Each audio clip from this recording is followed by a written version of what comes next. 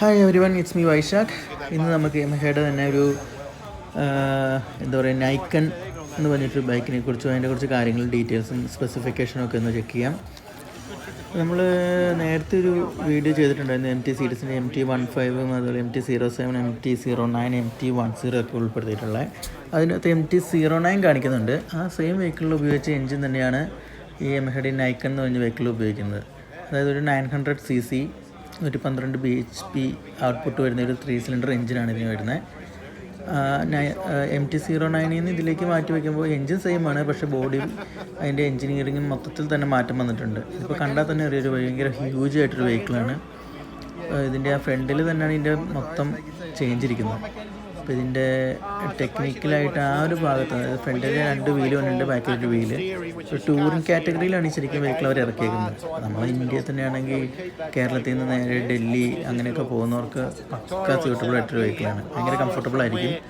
Front 2 ടയറാണ്, പക്ഷേ എന്നാലും 4 suspension, അതിൻ്റേതായ ലിങ്കിങ് റോഡ്സ്. പക്ഷേ ഹ്യൂജായിട്ട് വെയിറ്റ് ഫ്രണ്ടിൽ കേട്ടിട്ടുണ്ട്. അതുകൊണ്ട് തന്നെ ഈ MT-09 പെർഫോമൻസ് കിട്ടില്ല എന്ന് അവർ ഓൾറെഡി ക്ലെയിം ചെയ്യുന്നുണ്ട്. പക്ഷേ ആ ഒരു പർപ്പസ് അല്ല ഈ വെഹിക്കിളിനുള്ളത്. ടൂറിംഗ് ആണ്, ഭയങ്കര കംഫർട്ടബിളായിട്ട് ടൂർ ചെയ്യാം. ഈ ടെക്നീഷ്യനോട് നമുക്ക് ഇതിൻ്റെ ഒരു കാര്യങ്ങൾ ചോദിക്കാം, എങ്ങനെയാണ് വർക്ക് ചെയ്യുന്നത് ഈ സാധനങ്ങളൊക്കെ.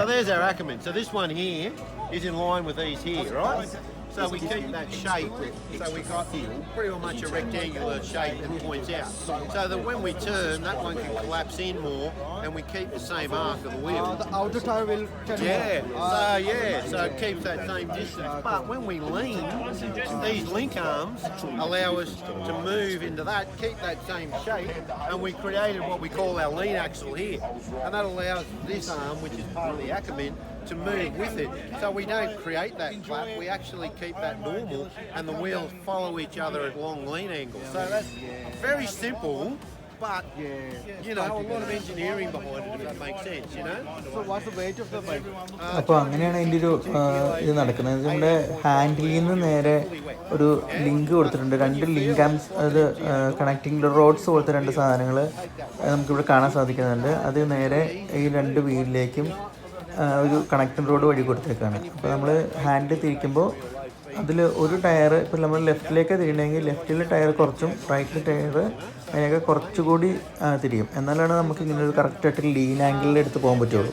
അപ്പോൾ ആ ഒരു മെക്കാനിസത്തിലാണ് ഇത് കൊടുത്തേക്കുന്നത്. അപ്പോൾ പിന്നെ അത് മുകളിലേക്കും താഴത്തേട്ടും സസ്പെൻഷൻ്റെ ആക്ഷൻ പോകുന്നതിന് വേണ്ടി ഒരു സംഭവമായിട്ട് ചെയ്ത് വെച്ചിട്ടുണ്ട്. അപ്പം നമ്മൾ നോർമൽ ഒരു ബൈക്ക് ഓടിക്കുന്ന ലെഫ്റ്റിൽ തന്നെ നമുക്ക് ഈ വണ്ടി ഓടിച്ചുകൊണ്ട് പോകാം.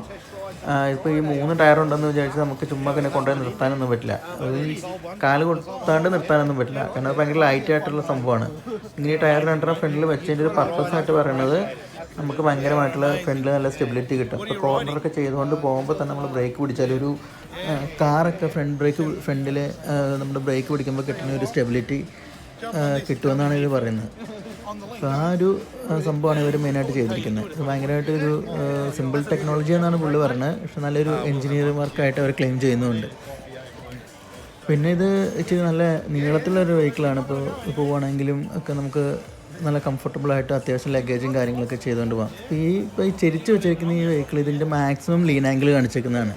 ലീൻ ആംഗിൾ എന്ന് പറഞ്ഞാൽ ഇപ്പോൾ എല്ലാവർക്കും അറിയാം, നമ്മൾ മാക്സിമം നല്ല വണ്ടി ഈ വളവിലൊക്കെ നമ്മൾ ചെരിച്ചെടുത്തുകൊണ്ട് പോകുന്നതിനാണ് ലീനിങ് എന്ന് പറയുന്നത്. അപ്പോൾ ഇതിൻ്റെ മാക്സിമം ലീനിങ് ആംഗിളാണ് ഇപ്പോൾ അതൊക്കെ കാണിച്ചു വെച്ചേക്കുന്നത്. അപ്പോൾ ഇത്രയാണ് മാക്സിമം ഈ വണ്ടി നമുക്ക് ചെയ്യാൻ പറ്റുള്ളൂ. കയറിയിരുന്ന് നോക്കിയിട്ടൊക്കെ ആണെങ്കിലും നല്ലൊരു സൂപ്പർ സ്പോർട്ട് ബൈക്കൊക്കെ ലീൻ ചെയ്യുന്ന എത്ര തന്നെ ലീൻ ആംഗിളുള്ളൊരു ബൈക്ക് തന്നെയാണിത്.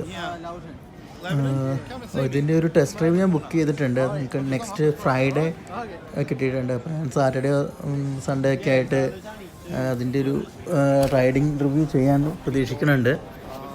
അപ്പോൾ അതും കൂടി നെക്സ്റ്റ് ഒരു വീഡിയോ ആയിട്ട് ഞാൻ ചെയ്യാം. മൊത്തത്തിൽ കാണാനൊക്കെ ആണെങ്കിൽ ഭയങ്കര ഹ്യൂജ് ആയിട്ടൊരു വെഹിക്കിളാണ്. 2 ഹെഡ്ലൈറ്റ്സ് വരുന്നുണ്ട്. അതുപോലെ തന്നെ ഇൻഡിക്കേറ്റേഴ്സ് മിററിലാണ് വരുന്നത്, ഇപ്പോഴത്തെ നോർമൽ എല്ലാം മോഡേൺ ബൈക്കിലൊക്കെ കാണുന്ന പോലെ.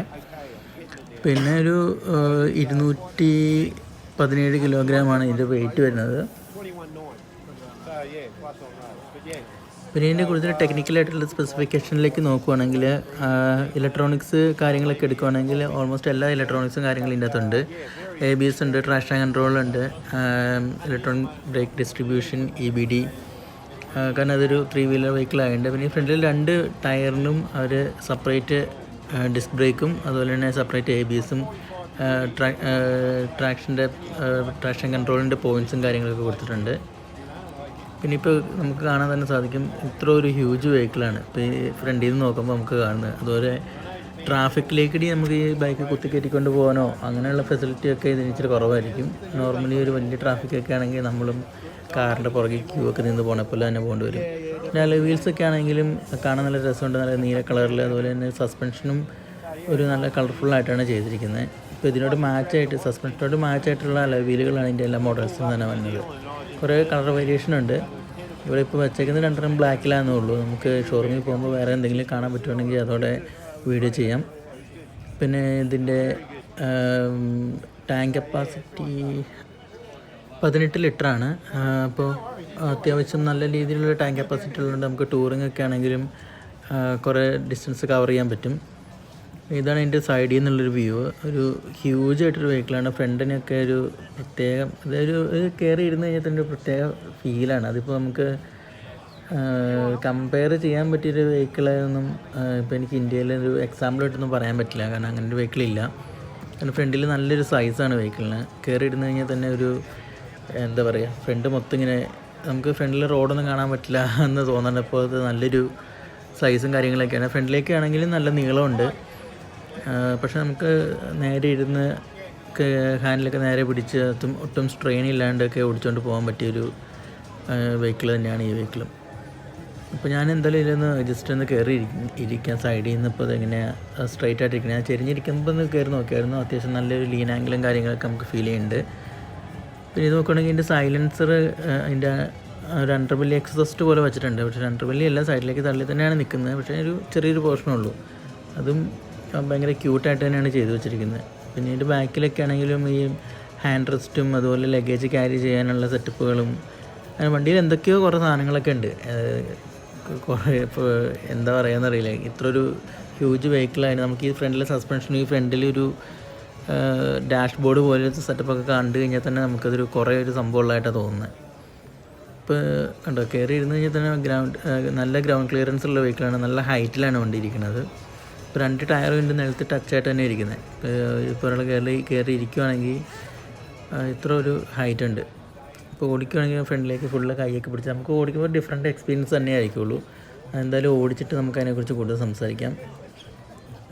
ഇപ്പോൾ ഈ നമ്മുടെ ഒരു സുഹൃത്തുക്കളൊക്കെ ഉണ്ട്, പുള്ളി ഇപ്പോൾ അതിൻ്റെ അകത്ത് നിന്ന് കയറും. അപ്പോൾ നമുക്ക് ഒരു ഫുള്ള് ഒരു വ്യൂ കാണിച്ചു തരാം. കണ്ടു, വണ്ടിയുടെ ഒരു സൈസും ഒരാളുടെ സൈസും വെച്ചിട്ട് ഇത്ര ഒരു സൈസ് വരും. അപ്പോൾ അങ്ങനെയാണ് ഇതിൻ്റെ കാര്യങ്ങളൊക്കെ പോകുന്നത്. നമുക്ക് ഈ വെഹിക്കിൾ എന്തായാലും ഇന്ത്യയിൽ അവൈലബിൾ ആയിട്ടില്ല. അതിന് ആകുമോ ഇല്ലയോ എന്നുള്ള കാര്യമൊന്നും നമുക്കറിയില്ല.